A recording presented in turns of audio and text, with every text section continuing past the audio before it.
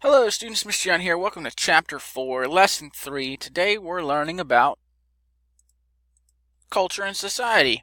To get started, we'll talk about life in the colonies. So the population in the colonies was basically growing rapidly. The population went from 250,000 in 1700 to 2.5 million a mere 70 years later. There were a few big reasons for this. First off, a lot of people were moving there. When people move from one country to another and plan on staying permanently, it's called immigration. Another factor was that colonial families were large. This was because New England was a pretty healthy place to live compared to, say, London, which was filthy and full of disease.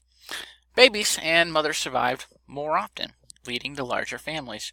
Even so, death was still far more common in colonial America than it is today. Medicine was just not what it is today, and epidemics, which are essentially disease outbreaks, were a regular event. Now, despite the American colonies being a smorgasbord of people, they began to meld together. The colonists were not so much a German, a Jew, and an Englishman as they were now all Americans. They adapted their customs to fit their new life in America and developed a spirit of independence. An American culture formed. Education, art, and religion were all important parts of this culture, but at the heart of America, and in this humble man's opinion, the heart of American culture is still the American family. Let's talk about that. Let's talk about the colonial family unit.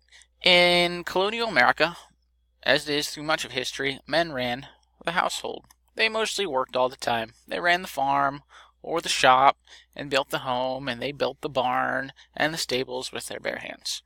They were laborers, essentially.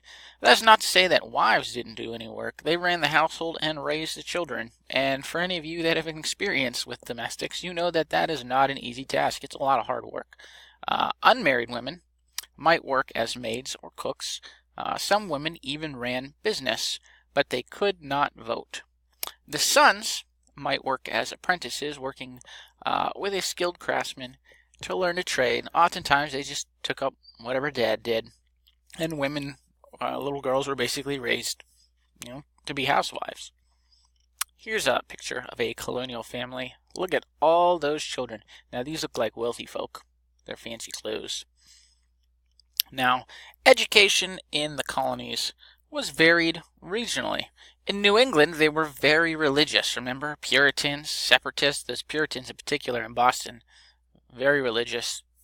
As such, laws were passed in 1647 in Massachusetts, where those Puritans were at, and they established the basis for what would become basically the first public education system. So they all wanted their children to be able to read the Bible, so that means they have to be able to read. So every child was taught to read, basically what became the first public schools. In the middle colonies, Pennsylvania, New York, those kind of places, the only schools that there were private, so folk were generally less educated. In the South, for quite a long time, the only children to get any education were those of the plantation owners, and they hired private tutors or were even sent across the drink into Europe to be educated. So not a lot of education in the South. Now, religion was a large part of life in the colonies.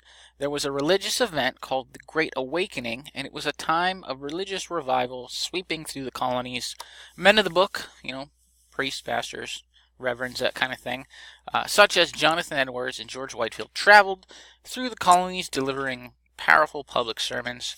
During this time, new sects of church sprouted up. This movement helped unite the colonies under a common experience, and this in turn would help revolutionary ideas spread in the not-so-distant future. Another event occurred during this time, a sort of scientific awakening. It was a revival of scientific method and wanting of knowledge of how the world worked. It was called the Enlightenment, and it helped spread ideas of freedom and equality. We learned a lot about the Enlightenment last year, if you were with me in World Studies, or Mr. Boreski's World Studies class. One famous Enlightenment thinker in the colonies was a man you've probably heard of, Benjamin Franklin. On the topic of freedom and thought, freedom of the press was an issue front and center in the colonies in 1733. You see, there was a newspaper, newspapers at the time covered politics, political topics, and remember, much of the government's in the colonies had a lot of appointed positions. There were a lot of royal colonies, so a lot of positions were appointed by the crown.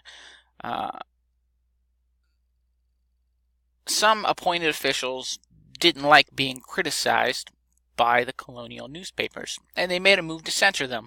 One such case was John Peter Zenger. Zenger was a publisher in New York, and his paper accused the governor of New York, an appointed position, of corruption. The governor threw Zenger in jail, and then there was a trial where Zenger argued what he had printed was true, and therefore he had the right to print it. The jury actually sided with Zenger, and he was freed, and this was a huge step in the colonies for what would become freedom of the press in the United States. All these events, the Great Awakening, the Enlightenment, freedom of the press, they were all part of a new concept that we call civic virtue. Basically, people were thinking about what it meant to be free and how a free society, which was a new thing at the time, a new idea, how that would be a really awesome place to live. That's the content for the day. On the very next page, you have your assignment for the day, and then on the page after that, it's Teen Biz Wednesday, so go ahead and knock out your article. All the instructions for how to do that are in there. Be sure to give me the 2 screenshots. Have a great day, and let me know if you need anything.